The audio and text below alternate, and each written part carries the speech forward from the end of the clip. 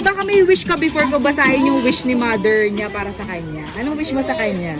Wala, maging ano lang, maging masaya. Mabot yung pangarap.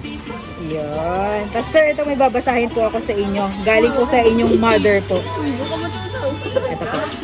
Mark, anak, even when I'm not close by, I want you to know I love you for the little boy that you once were.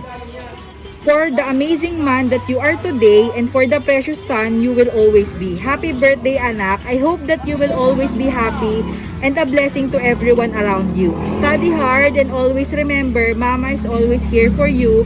Sending you my kiss and big hug. I love you so much. Love, Mama. Ano mo nasabi mo sa mama mo na nagpa-surprise? Opo, thank you kay mama na ginagawa niya lahat para sa amin. Na kahit malaki yung dumadating na problema sa amin, nagagawa niya pa rin bumawi para. Yun lang po. Thank you, mama. Happy birthday! Thank you, mama. Kayo po.